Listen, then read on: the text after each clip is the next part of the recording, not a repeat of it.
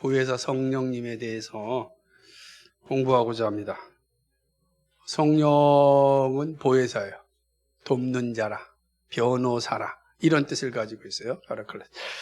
그래서 성령, 보혜사인데 우리가 삼위일체를 공부하면서 성부 하나님, 성자 하나님, 성령 하나님, 성부 하나님 스스로 계시고 성자 하나님은 성부로부터 출생하시고 성령 하나님은 성부와 성자로부터 출래하신다. 이런 배웠어요. 성자 하나님은 하나님의 객관하이시고 성령 하나님은 성부와 성자의 호흡이시다. 이런 사실도 우리 배웠습니다. 그래서 삼위는 다 같지만 각자 자기의 위격으로 존재하신다. 그 중에 이제 오늘 우리에게 가장 어떤 실제적이고 또 필요보다도 가장 실제적인 그런 내용은 이 성령님에 대한 내용입니다. 특별히 이제 보혜사에 대한 내용이 매우 중요합니다. 왜냐, 보혜사 자체가 돕는 자니까, 우리를 돕는 분이시니까 그 사실을 차례로 공부하는 건 매우 중요합니다. 오늘 잘 이해가 되어야 됩니다. 어려운 건 없는데 잘 이해가 되는 것이 중요합니다. 성령 파송자이신 그리스도께서 성령을 보혜사로 지목하십니다. 자, 호흡이신 성령을 그리스도께서 보혜사라 이렇게 이제 지목하시는 거죠. 요한복음 15장 26절 같이 읽어볼까요? 내가 아버지께로서 너희에게 보낼 보혜사 곧 아버지께로서 나오시는 진리의 성령이 오실 때에 그가 나를 아멘. 내가 아버지께로서 너희에게 보낼 보혜사. 그렇죠? 그리스도께서 성령을 보혜사라 이렇게 지목하셨어요. 누가복음 24장 49절에도 보니까 볼지어다 내가 내 아버지 약속하신 것을 너희에게 보내리니, 그죠? 너희는 위로부터 능력을 임할 때까지 이성에 유하라 그랬어요. 내가 내 아버지 약속을 너희에게 보낸다. 누굴요? 성령을. 그분이 누구라고요? 보혜사라. 성령이 오심은 전적으로 그리스도의 구속사에게 의해서만 가능하기 때문에 그렇습니다. 그러니까 왜 그리스도께 성령을 보내시는가? 그러니까 그리스도의 구속사역이 완성되지 않으면 성령이 오실 수 없어요. 그러니까 성령이 오시려면 그리스도의 구속사역이 완성되어야 됩니다.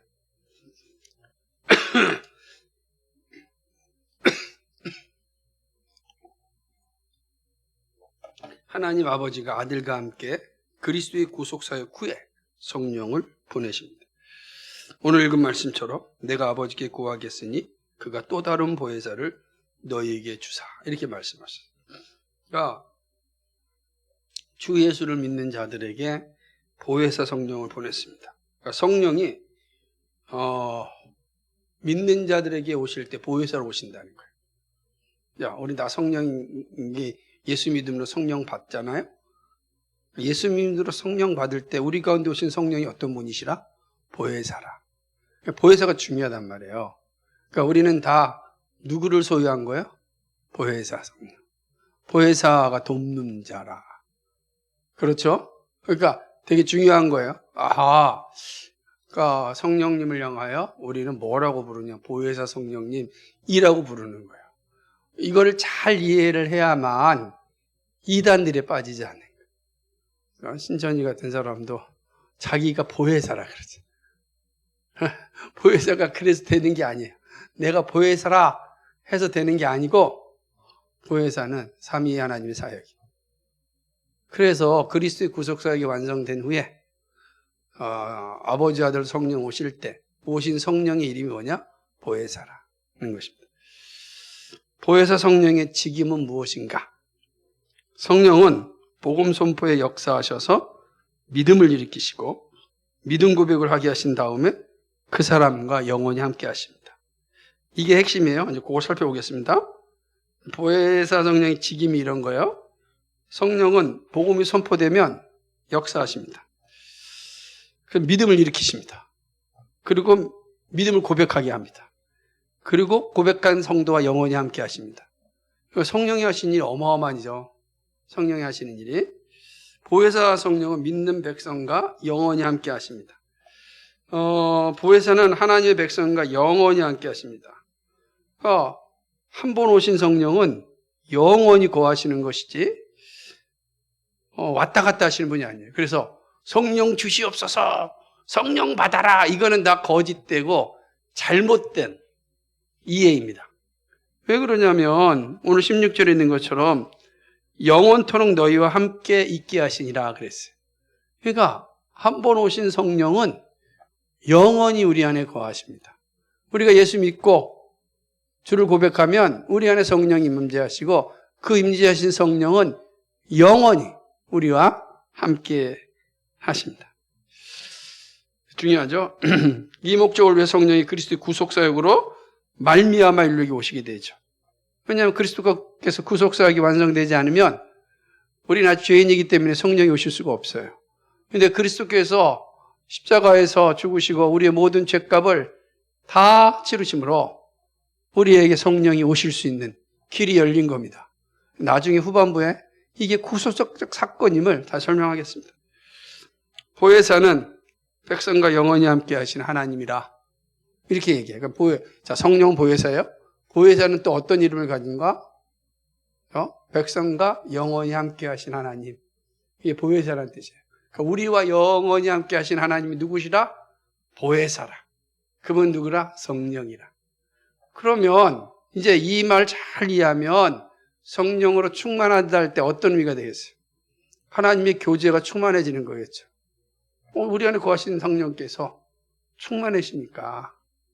그러면 이제 예를 들자면 그 성령 세례라느니 제2의 축복이라느니 이런 말이 있을 수가 없는 거예요. 그래서 이제 오순절에 있어서 아쉬운 것 가운데 하나가 뭐냐면 성령 세례가 제2의 축복으로 생각하는 거예요.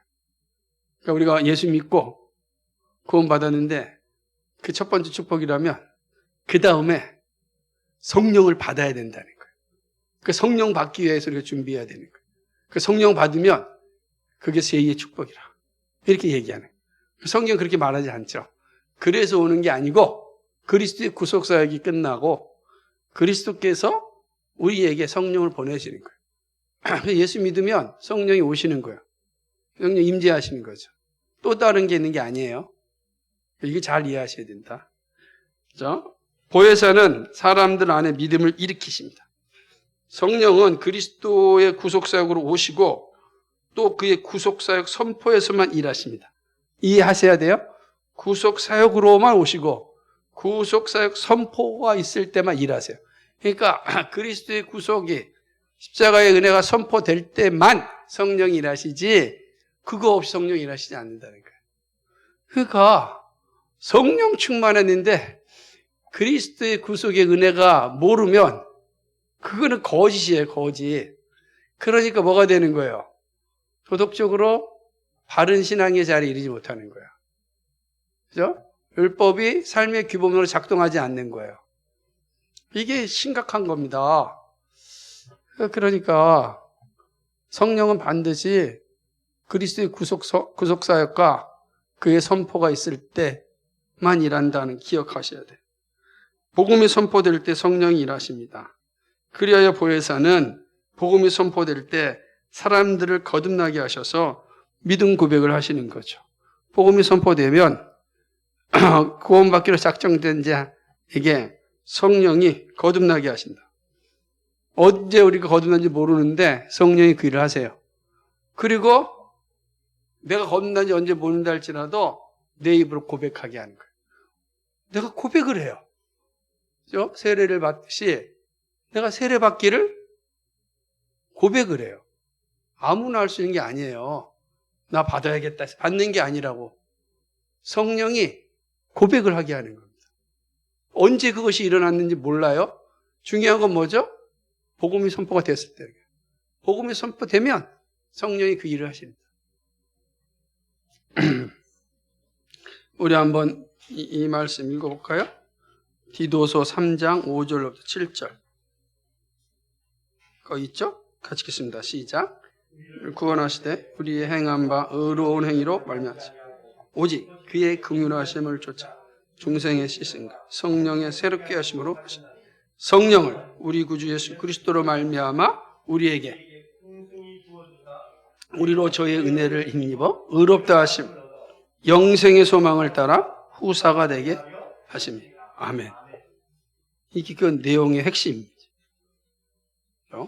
은혜를 입게 하시죠. 성령이 일하시죠. 그 구원 거듭나게 하시고 구원받게 하는 거죠. 그래서 고린도전서 12장 3절에 하나님의 영으로 말하는 자는 누구든지 예수를 저주하지 않고 성령이 아니고서는 누구든지 예수를 주시라 할 수 없느니라. 이 고백이 되는 거예요. 그러니까 우리가 예수를 주라 고백하는 건 누구의 사역이에요? 보혜사 성령의 사역이에요. 근데 그 보혜사 성령 어떻게 사역하세요? 복음이 선포될 때 성령께서 우리 안에 믿음을 일으키고 고백하게 하셔서 예수를 주라. 예수를 내가 주라 고백한다는 건 성령이 내 안에서 일하셨다. 내가 언제요? 그 중요한 게 아니에요. 성령이 일하셨다. 언제였을까? 분명히 복음이 선포되어 복음을 들었을 때입니다. 그 놀라운 은혜가 있는 거예요. 어느 날 그 복음 앞에 내가 주님 죄인된 고백을 하게 되고 그리스도를 바라보는 순간, 그죠? 성령은 우리를 거듭나게 하십니다. 복음이 딱 선포되면 성령이 우리를 거듭나게 하시고 우리로 하여금 주를 고백하게 하십니다. 그 성령이 아니고서 누구든지 그리스도를 주라고 고백할 수가 없어요. 내가 그리스도를 주라고 고백하는 건 보혜사 성령의 사역입니다. 복음 전파로 성령이 거듭나게 하시기 전에는 사람은 부패 덩어리였는데 성령이 거듭나게 하심으로 새 사람이 된 겁니다. 그래서 성령이라는 것은 영이라 그런 거죠. 보혜사 성령이 우리 안에 내주하시는데 한 번 오신 성령님께서는 영원히 우리 안에 거하신다. 보혜사 성령은 내주하신 하나님입니다. 근데 여기서 잘 기억해야 됩니다. 성령의 내주는 신체의 내주가 아니고 인격적 연합의 관계입니다. 이해되시겠어요? 성령이 임한다 그래서 우리 안에 어떤 실체가 쓱 들어와서 거하는 게 아니라, 그래서 그런 게 아니라 인격적 연합으로 우리와 함께 하신다는 거예요. 그게 이제 내주하심이에요. 그러니까 성령이 내주한 사람은 하나님과 인격적 교제를 하는 사람이에요. 인격적 교제가 있어요. 자, 인격적 교제는 뭘 통해서 이루어지죠? 말씀과 기도를 통해서 계속 이루어지는 거예요. 그러니까 그게 이제 주어지는 것이죠. 그게 성령의 임재예요. 그러면 임재가 충만하는 건 뭐예요? 그리스도의 은혜와 그를 아는 지식이 풍성해지는 거예요. 어린아이의 신앙에서 청년의 신앙으로, 장년의 신앙으로 넓어지는 거예요. 사랑이 작다가 부피가 커져요. 사람의 이해가 작다가 사람을 이해하는 게 커져요. 와, 이런 것들이 그리스도의 은혜와 그를 아는 지식이 커지는 게, 그게 인격적 교통이 커지는 거죠. 그렇게 성령과의 관계가 충만해진다 이렇게 표현하는 거예요. 성령은 항속적인 인격적인 교제 관계로 믿는 사람 안에 거주하는 거예요. 그러니까 믿는 사람 안에 한 번 오신 성령은 항속적으로 뭐 한다고요? 항석이 아니라 항속적으로 어떻게 한다고요? 영원히 거주하시는, 영원히 교제하시는 겁니다. 그렇죠. 그러면 자, 영적 침체는 뭐겠습니까? 영적 침체는 성령과의 인격적 관계가 어떻게 된 거예요? 축소된 거예요. 작아진 거예요. 크게 영적 침체가 돼. 그럼 작아지면 누가 더 크게, 내 육체가 활발하게 활동하겠죠? 그래서 우리는 그렇게 되는 거예요. 이게 영적인 침체, 성령의 충만의 관계가 그렇게 되는 거예요. 잘 이해하셔야 돼요. 보혜사 성령은 믿는 사람들 각자 안에 거주하심으로 결코 믿는 사람들을 떠나시는 법이 없어요. 이해가 되시겠어요? 구원받은 사람은 때로는 영적 침체에 빠져서 구원받지 못하는 것 같은 모습을 가지고 있다 할지라도 성령이 떠나시는 게 아니에요. 그럼 그때 어떻게 되죠? 로마서 8장에 있는 것처럼 성령이 말할 수 없는 탄식으로 기도하신다. 우리가 다시금 살아나도록. 그런 거잖아요.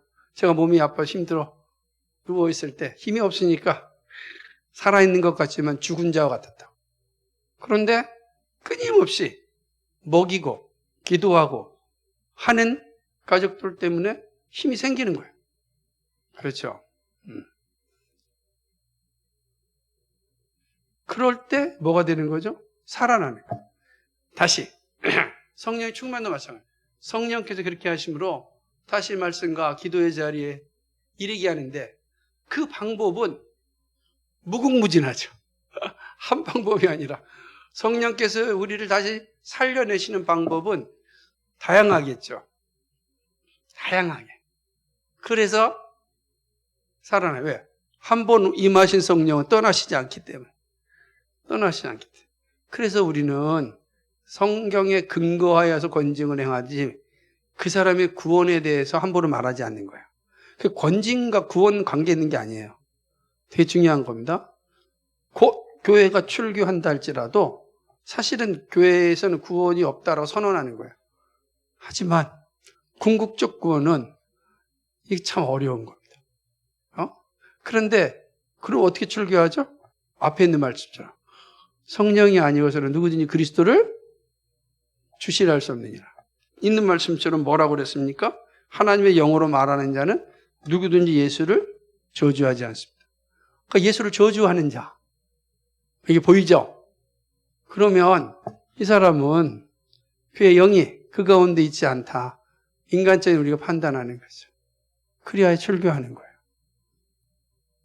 그게 이제 우리가 할 수 있는 영역입니다. 그 교회 권징은 거기에 있어요. 예수를 저주하는 자. 그 저주가 뭘까 이제 그건 법적으로 정해놔야 되겠죠. 그죠? 그 상황을 말하는 겁니다. 보혜사는 구원 진리를 가르치십니다. 내주하신 이 보혜사는 우리에게 구원 진리를 가르칩니다. 성령은 그리스도의 피로 사서 세상에 보내주셨습니다. 따라서 그는 보혜사로 오셨습니다. 보혜사는 그리스도의 구속사역을 증거하고 전파하며 가르치십니다. 이게 보혜사가 하시는 일이에요. 구속사역을 증거해요. 그러니까 성령이 하시는 일은 그리스도의 구속사역 증거하고 전파하고 가르칩니다. 그럼 이거를 베드로가 한 것처럼 그리스도를 아는 그리스도의 은혜와 그러는 지식을 전하는 거예요. 누가? 성령이. 그래서 성령 임재하면은 그 일이 우리 안에 계속 일어나는 거예요. 그렇죠? 그러니까 보혜사로서 성령은 자기를 말하는 것이 아니라 그리스도와 그의 구원 사역을 가르치시고 준 것이 중요해요. 성령은 결코 자기를 드러내지 않아요. 자기를 증거하지 않아요. 그죠? 성령이 하시는 일은 성령 자체에 있지 않아요. 왜냐하면 성령의 오심이 보혜사이기 때문에. 성령이 하시는 일이 뭐냐? 오직 그리스도와 그의 구속사역을 가르치는 거예요. 다른 게 있지 않아요. 오해하면 안 됩니다. 그러므로 성령 충만하다는 건 뭐예요? 그리스도와 그의 구속사역이 충만한 사람을 말합니다. 그게 성령이 하시는 일이에요. 성경에 성령이 다른 일 하지 않아요. 다 오직 그리스도. 그러므로 여러분 우리가 치유받아도 누구의 이름으로? 그리스도의 이름으로 받는 거예요. 다 그리스도의 이름으로. 그리스도의 은혜가 우리에게 임하는 것이다 라고 하는 것이죠. 보혜사는 복음을 증거하고 전파하기 위하여 오셨으므로 복음이 선포될 때 자신을 나타내시고 능력으로 역사합니다. 그럼 언제 성령이 충만해지는가? 복음을 들을 때예요. 여러분이 복음을 들으면 가슴이 뜨겁잖아요. 그래서 성령이 충만합니다. 예수님께서 구약의 말씀을 쫙 풀어줬을 때 제자들이 마음이 뜨거워졌다고요. 뜨거워졌어요. 왜죠? 예수님이 누구세요? 원보혜사에 나지고 있지만 원보혜사께서 하신 이 뭐예요? 그게 바로 그리스도를 전하심이죠. 그들이 가슴이 뜨거워진 거예요. 성령 똑같다. 성령이 복음이 증거되어지면 우리의 마음을 뜨겁게 한다. 열정이 나타나고 나의 삶을 헌신하고 살아가는 겁니다. 그러므로 이 일은 복음 전파 외에는 아무것도 없습니다. 보혜사는 믿는 자들을 위로하고 또 지켜주십니다. 보혜사 성령은 그리스도를 대신하여 믿는 백성들에게 오셨으므로 온 보혜사이신 그리스도의 직임을 다 행하십니다. 온 보혜사인 그리스도의 직임을 다 행하세요.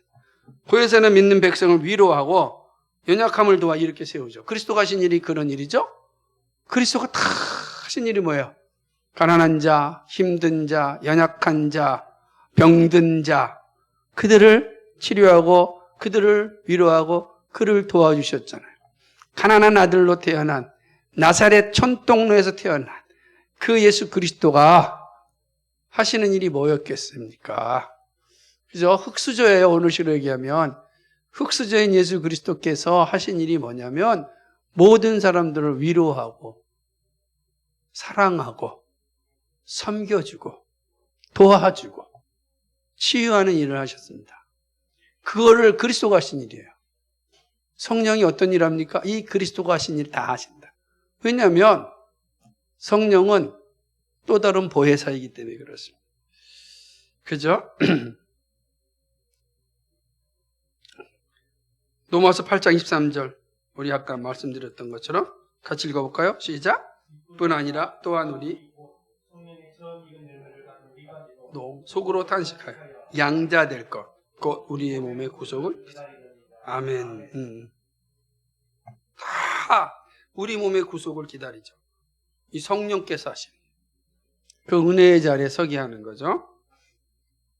그리하여 마침내 구원에 이르고 온전한 거룩함에 이르게 하십니다. 이것이 성화 작업의 완성입니다. 그러니까 여기서 보세요.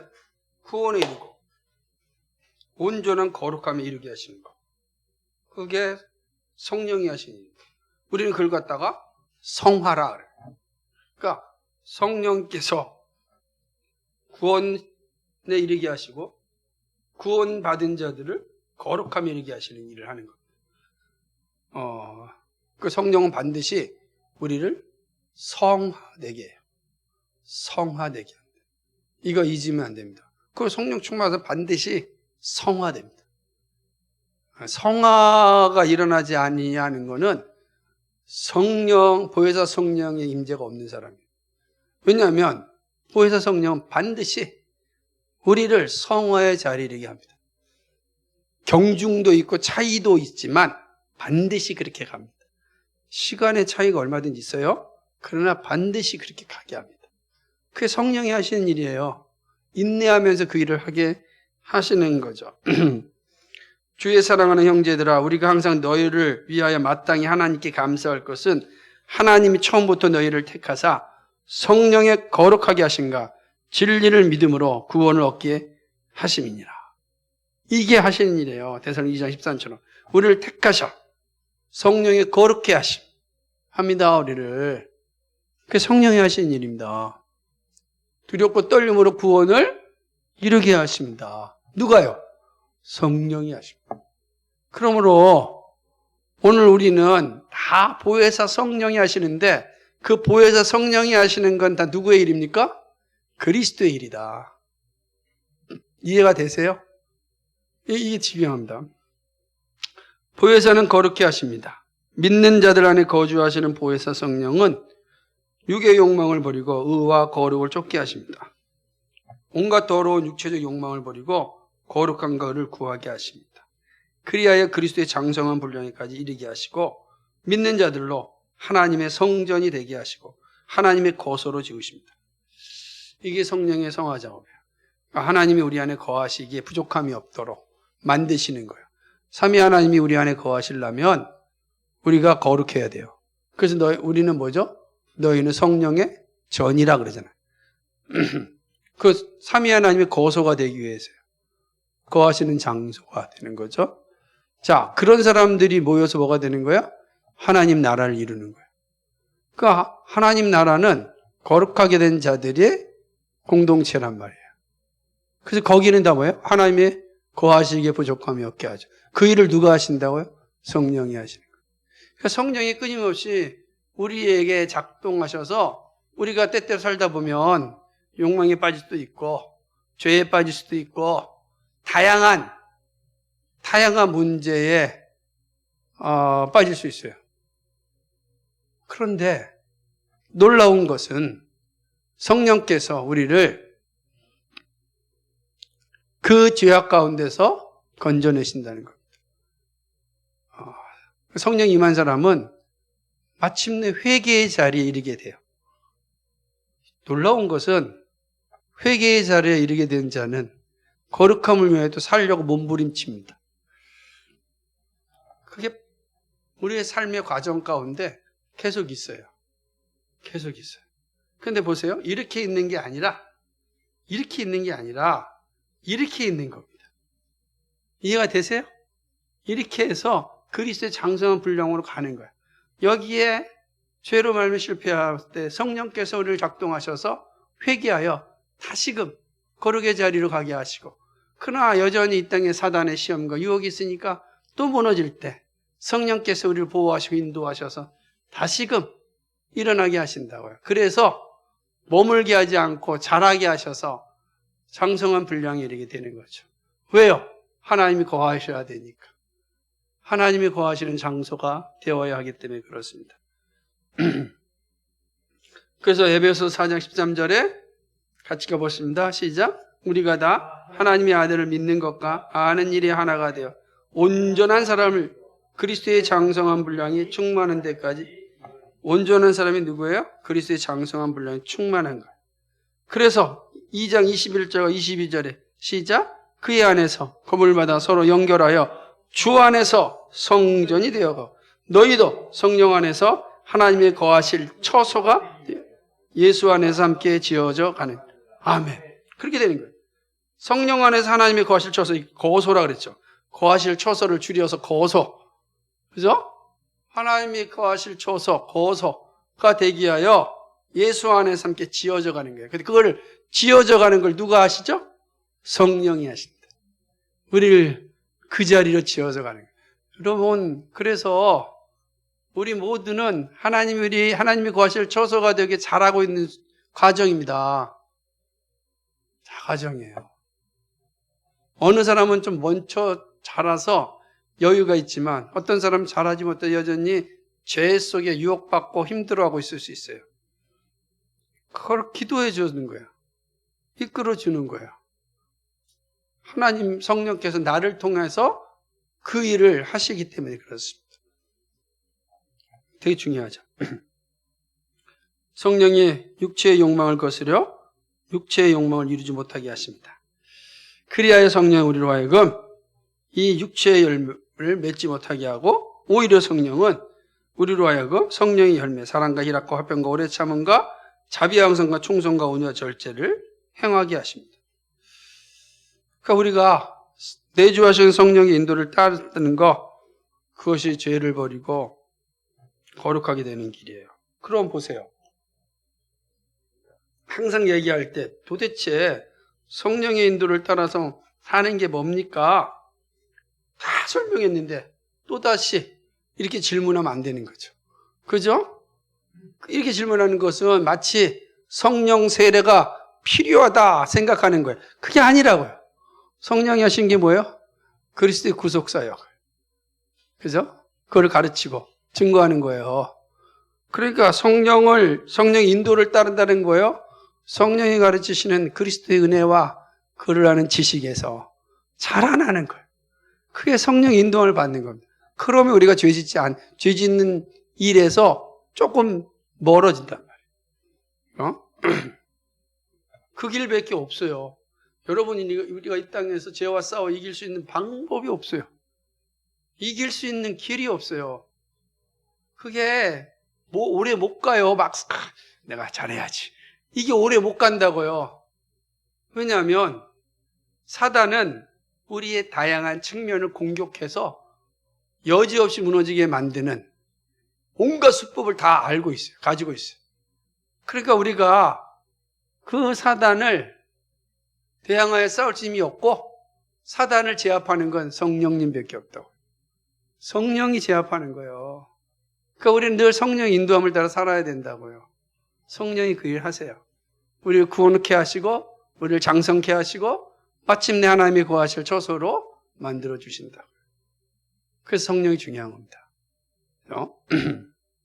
자, 이제 12장에서 원보혜사와 다른 보혜사의 개념을 한번 생각해 봅시다. 원보혜사가 성령을 다른 보혜사로 지목하셨습니다. 그리스도는 성령을 보혜사로 제시하실 때 다른 보혜사라고 지목하셨어요.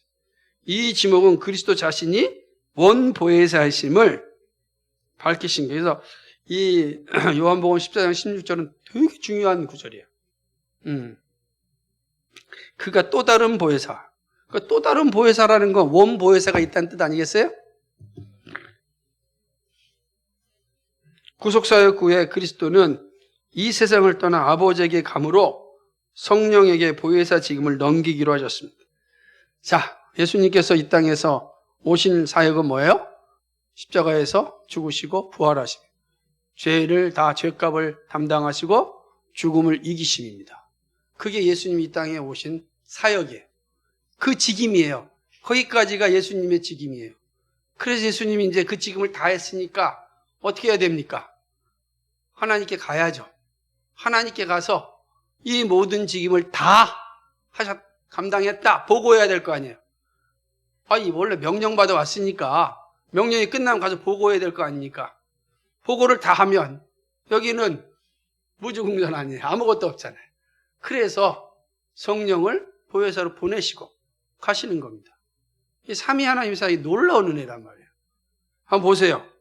한번 읽겠습니다. 요한복음 16장 27절 28절 시작.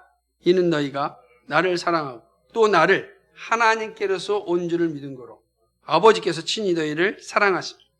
내가 아버지께로 나와서 세상에 왔고 다시 세상을 따라 아버지께로 가는 이게 예수님의 사역이에요. 그러니까 아버지께로 나오신 예수님께서 아버지께로 가셔야 됩니다. 그게 삼위 하나님 사역의 핵심이에요. 성자 하나님의 사역이에요. 그러니까 성자 하나님이 사람으로 오셔서 예수님이 되셨을 때 예수님의 사역은 이 두 가지. 아버지 뜻 세상에 오시고 아버지 뜻을 다 행하고 난 후에 다시 아버지께로 가는 겁니다. 그게 이 그리스도의 사역입니다. 자기의 직임을 이제 하나님께 맡은 직임을 다 하고 아버지께 갔으니 이 땅에서 남은 사역을 누구에게 맡기세요? 성령에게 맡기십니다. 그래서 보혜사라. 보혜사 성령에게 맡기시는 거죠. 다른 보혜사라 이렇게 하신 거예요. 다른 보혜사, 원보혜사이신 예수님께서 다른 보혜사 성령에게 자기의 직임을 다 넘기시고 아버지께로 가십니다. 성령은 보혜사로 오셔서 그리스도의 자리를 대신하십니다. 성령이 보혜사로 오시는 것이 원보혜사가 갇히는 것보다 더 낫다고 하신 이유는 두 위격의 존재 방식의 차이 때문이에요. 자, 아니 그러면 그리스도가 계속 계시는 것이 좋지 않습니까? 왜 또 성령을 보내십니까? 이거는 두 위격의 존재 방식 때문이에요. 잘 이해하셔야 돼요. 그리스도는 하나님이시지만 성육신하여 육체로 계셨습니다. 육체로 있다는 것은 시공간에 제약이 있다는 겁니다. 제자들과 함께 하고 싶어도 함께 할 수가 없어요. 그죠? 각자 못 하잖아요. 12명이 쫙 흩어져 있으면 예수님이 못 가요. 12명한테. 원보혜사인 예수님은 못 간다. 그러니까 기도하시죠. 기도하시지 그들과 함께 하지 못해요. 그게 성자 하나님이 성육신하여 존재하시는 방식이에요. 영과 권능으로는 함께 하시죠. 그러니까 그들이 전도하고 떠났을 때는 그들에게 그리스도의 영으로 권능으로 함께 하시지만 어떻게 하십니까? 육신을 입고 있는 한 그리스도는 몸으로 그들 각자와 같이 갈 수가 없는 거죠. 능력으로는 가시지만 몸은 한정되어 있는 거예요. 근데 성령은 영으로 오셨어요. 성령이 우리에게 오실 때 육체로 오신 것이 아니라 영으로 오셨다고. 그러니까 자, 성자 하나님 우리에게 오실 때는 육체로 오셨고 성령이 우리에게 오실 때는 영으로 오셨어요. 그러니까 성자 하나님 예수님과 성령님의 육격의 존재 방식이 차이가 있죠? 하나는 육체로 존재하시고 하나는 영으로 존재하시는 겁니다. 그래서 성령은 영으로 오셔서 이제 믿는 사람들 각자 안에 내주하십니다. 그리하여 믿는 사람 각자가 어디로 갔는지 언제나 그들과 하십니다. 이제 우리 안에 거하시니까 육체가 우리 안에 거할 수 없잖아요. 그런데 영으로 계시니까 영으로 임하신 성령께서 어디를 가든지 제자들이 무엇을 하든지 항상 그 자리와 함께 하시는 겁니다. 그래서 예수님께서 성령이 보혜사로 오심이 너에게 유익이라 이렇게, 내가 가는 것이, 그리고 내가 다 성령을 보내는 것이 너에게 유익이다 이렇게 말씀하십니다. 다 같은 하나님이시지만 존재 방식의 차이 때문에 유익이다. 그런데 그 오신 보혜사는 또 다른 보혜사야. 원보혜사, 또 다른 보혜사 같아요. 다만 위격의 존재 방식 때문만 다를 뿐이에요. 그러니 하나님께서 우리를 사랑하신다면 어떤 방식으로 하셔야겠습니까? 각자 내주 안에 가시는 것, 어디에 있든지 함께 하는 것, 그것이 바로 유익이라 이렇게 말씀하는 겁니다. 그죠? 그리스도는 구속사에게 근거하여 성령을 청구하셨습니다. 이제 그러면 자 보세요. 이제 이부터 중요한 겁니다. 자 그러면 성령이 우리 안에 각자로 존재하시는 그 방법, 그 하나까지 유익인데, 그럼 어떻게 성령이 영으로서 우리에게 오시게 되었는가? 성령이 어떻게 보혜사로 우리에게 오게 되셨는가? 그 그리스도께 청구하셨기 때문입니다. 구속사에게 근거하여 그걸 청구하셨어요. 보혜사 성령은 아버지가 보내시고 또 아들이 보내십니다. 아버지가 성령을 보내실 때 아들 하나님이 아버지 하나님에게 구함으로 보내십니다. 이 구한다라는 게 뭐냐? 이것이 그리스도의 구속사에게 근거하여 성령을 보내시게 된 걸 말합니다. 사도행전 2장 33절 중요한 말씀입니다. 읽어봅시다. 시작. 하나님이 오른손으로 예수를 높이시니 그가 약속하신 성령을 아버지께 받아서 너희 보고 듣는 이것을 부어주셨. 그죠? 아멘이죠. 하나님이 예수를 높이셨습니다. 그리고 그 약속하신 성령을, 그죠? 누가요? 원보혜사이신 예수님이 약속하신 성령을 뭐 하세요? 아버지께로부터 받아서, 청구해서 받아서 그거를 다 주신 거예요. 근데 이 청구가 완전하고 확정적이 되려면 어떻게 되겠습니까? 청구하는 사람이 분명해야 되겠죠. 그죠? 이게 어디에 쓸지도 모르고, 그죠? 이게 거짓되게 사용되고, 불법으로 사용된다 그러면, 그거 주시겠습니까? 우리 아무도 안 주죠, 청구할 거. 그런 거예요. 그럼 아버지께서 어떻게 이 아들의 청구를 다 받으셨는가? 그의 십자가의 사역 때문에. 그리스도의 십자가의 구속이 완성되었음을 보고 약속하신 성령을 주신 겁니다. 중요한 거죠. 그리스도가 그리스도가 성령을 보혜사입니다. 열심히 찾았는데 여전히 오타가 있네. 그리스도가 성령을 보혜사입니다. 보내실 것을 아버지에게 구한 것은 십자가에 죽고 부활하신 후 하늘에 오르사 아버지 얼굴 앞에 나타나셔서 자기 몸을 아버지에게 보임으로 아버지 하나님의 만족을 얻으셨기 때문입니다. 자, 오신 그 목적을 다 완성하고 그리스도께서 부활하사 아버지 앞에 가셨어요. 모든 걸 다 마쳤습니다. 보고하셨어요. 아버지께서 그걸 보고 만족하신 겁니다. 읽어볼까요? 히브리서 9장 24절 그 사실을 가르치는 거예요. 가시죠. 시작. 그리스도께서는 참것의 그림자인 손으로 만든 성소에 들어가지 아니하시고 오직 참하늘에 들어가사 이제 우리를 위하여 하나님 앞에 나타나.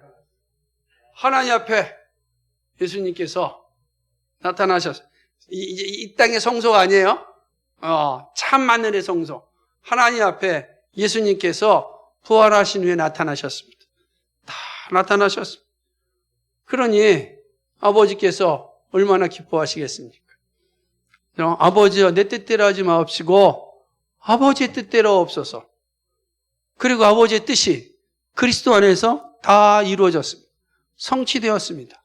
성취된 모든 것을 참 성소이신 아버지 앞에 가셨습니다. 다 왜 아버지 앞에 갔을까요? 왜 가시죠? 그 사역을 보고하셔야 되지 않겠어요? 다 보고하신, 모르신 것이 아니라 아심에도 불구하고 삼위 하나님이 그렇게 결정하신 거예요. 그 모든 사역을 다 하시고 이제 아들이 그 아버지에게 약속된 성령을 받습니다. 그런 거죠. 그러니까 이게 그리스도의 구속사역의 완성이에요. 완성은 아버지께 보고함으로 완성되는 거예요. 부활하사 승천하심이 완성이에요, 완성. 그죠? 예수님이 십자가에 죽으시고 부활하신 다음에 그냥 이 땅에 있으면 아직 완성된 게 아니라고요. 부활하사 승천하신 거예요. 그 하나님 보좌 우편에 딱 계시는 거예요. 그건 뭐예요? 그리스도께서 행하신 모든 구속사역이 완성됐다는 거예요. 하나님 얼마나 기쁘시겠어요? 얼마나 만족스럽겠습니까? 하는 거죠. 그러므로 성령이 보혜사로 믿는 사람들에게 오시게 된 것은 전적으로 그리스도의 구속사역들. 이 구속사역이 완성됨으로 아들 예수님께서 이 성령을 청구하셨고 아들의 모든 사역이 완성된 것을 보고 아버지께서 아들에게 성령을 허락하셨고 성령이 보혜사로 우리가 놓으신 겁니다. 그래서 성령을 말할 때 아버지로부터 아들로부터 나오신다. 아버지와 아들로부터 나오시는 성령이라 이렇게 말하는 거예요. 그거 이해하셔야 됩니다. 그래서 아버지와 아들로부터 나오신 성령이다. 이야기하는 거죠. 그래서 보혜사 성령을 이제 보내십니다. 성경의 제시에 의하면 성령은 스스로 오시는 것이 아니고 아버지가 성령을 보내심으로 그가 백성들에게 오십니다. 또 아들이 성령을 보내심으로 오십니다. 요한복음 15장 16절 다시 한번 읽어보겠습니다. 너희가 나를 택한 것이 아니요 내가 너희를 택하여 세웠나니 이는 너희로 가서 과실을 맺게 하고 또 너희 과실이 항상 있게 하여 내 이름으로 아버지께 무엇을 구하든지 다 받게 하려 함이니라. 아멘. 내 이름으로 아버지께 무엇을 구하든지 다 받게 한다. 그럼 뭐죠? 아들이 아버지께 구하면 아버지는 아들에게 다 주시는 거예요. 아들이 성령을 청구하심으로 아버지는 성령을 보내시는 거죠. 그런 거예요. 이게 중요하냐면 잘 보세요. 첫사람 아담이 영적인 존재였지만 죄로 말미암아 그들은 그 영혼이 죽었습니다. 이제 그 죽음이잖아요. 살아있으나 죽은 존재가 첫사람 아담의 후손들 아니겠습니까? 계속해서 범죄합니다. 그럼에도 불구하고 하나님께서 더 큰 범죄를 짓지 않도록 보호하셨고 막으셨어요. 그게 성령이 하시는 일이죠. 원래 성령이 하신 그 일이니까. 그러나 그때는 각자 안에 성령이 임한 것이 아니고 이스라엘 백성, 첫사람의 백성들 위에 존재하셨다. 그런데 창세기 6장 3절 읽어볼까요? 시작. 여호와께서 가라사대 나의 신이 영원히 사람과 함께 하지 아니하니 이는 그들이 육체가 되며 되리라 하시니라. 아멘. 나의 신이 성령이 영원히 사람과 함께 하지 아니라. 무슨 말이죠? 성령이 더 이상 첫사람의 후손들이 범죄하는 일을 막지 않으시겠다. 떠나신 거예요. 그러니 어떻게 되겠어요? 그나마 하나님의 은혜로 아담이 범죄하였어도 하나님께서 은혜를 베풀어서 그에게 구원 약속을 하셨고 더 큰 범죄에 이르지 않도록 은혜를 호의를 베풀어 주셨는데 그걸 멈추신 겁니다. 그죠? 이 끔찍한 말씀 아니겠어요? 나의 신이 영원히 함께하지 아니하리라.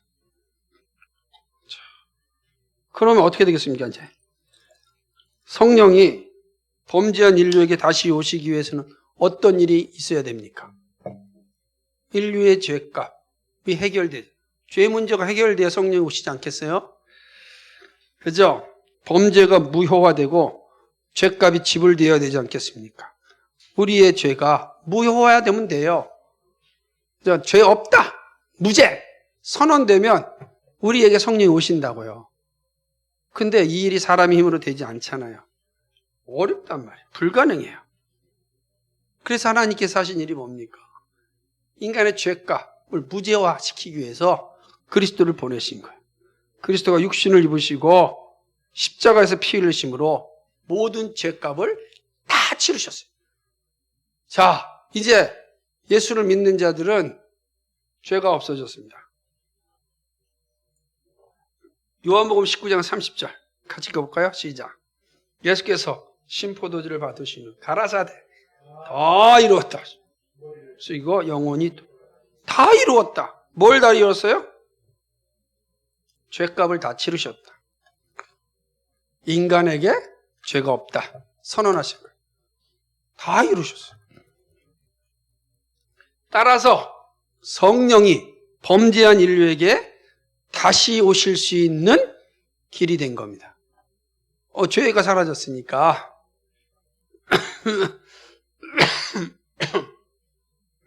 그리스도가 곧 속죄사역을 다 이루시고 부활하셔서 하신 첫 말씀이 뭐예요? 성령을 받으라요. 놀랍지 않습니까? 왜 이 말 하셨죠? 요한복음 20장 22절 같이 읽겠습니다. 시작. 이 말씀을 하시고 저희를 향하사 숨을 내쉬며 가라사대. 아멘. 이 그리스도가 하신 일이죠. 부활하신 주님께서 성령을 받으라. 와우, 이게 중요한 거예요. 그러니까 우리가 성령을 받을 수 있는 건 누구 때문이에요? 그리스도의 구속사역 때문이란 말이에요. 원래 성령이 있어야만 우리가 죄와 싸울 수 있는데 성령이 떠났다고요. 그러면 인류는 끊임없이 범죄의 자리에 서게 된 거예요. 그런데 하나님께서 이 문제를 해결하시기 위하여 성자 하나님을 그리스도로 보내사 십자가에서 인간이 지금 모든 죄값을 치르셨습니다. 이제 인간에게는 죄가 사라진 거예요.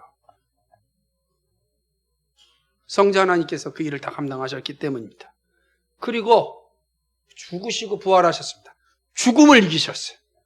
죽음을 이기신 주님께서 제자들에게 성령을 받으라. 받을 수 있는 자격이 생긴 거예요. 이해가 되세요? 성령을 떠나신 성령이 이제 우리 오시는 거예요. 우리 가운데.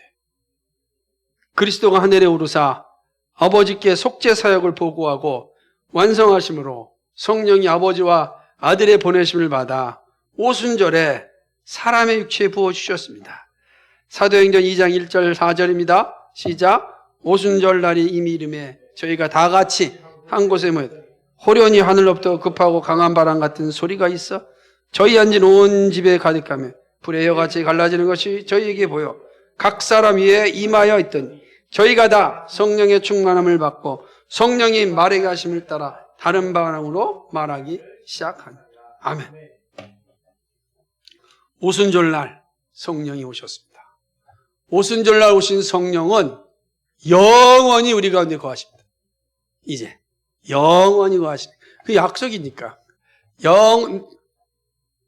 창세기 6장 3절에서 영원히 떠나겠다 하셨던 그 성령이 예수님이 부활하신 후에 영원히 우리 가운데 다시금 부어주신 겁니다. 그러므로 이제 성령이 우리 안에 거하시게 된 거예요. 그러면 성령이 우리를 인도하시고 보호할 수가 있는 거죠. 바로 이 진리 때문에 베드로가 이렇게 선언한 겁니다. 하나님이 오른손으로 예수를 높이심에 그가 약속하신 성령을 받아서 너희 보고 듣는 이것을 부어주셨느니라. 이 말씀이 이런 배경 가운데 있는 거예요. 보혜사 성령의 본질은 뭐냐? 그래서 요한복음은 성령과 보혜사의 본질을 제시하는데 아버지 아들이 백성이 오실 때 성령도 언제든지 함께 오십니다. 아버지와 아들이 말하면 언제든지 성령도 함께 하십니다. 그러니까 아버지와 아들이 말할 땐 반드시 누가 같이 있다고요? 성령이 있습니다. 그 성령이 홀로 일하는 게 아니라 삼위가 항상 일하는 거예요. 그런데 삼위의 방법관대 오늘 우리와 관계될 때는 성령이 우리와 함께 왜요? 성령은 영으로 우리에게 오셨기 때문에 보혜사로서 우리와 함께 하시는 겁니다. 그래 우리가 성령을 따라 산다는 건 뭐예요?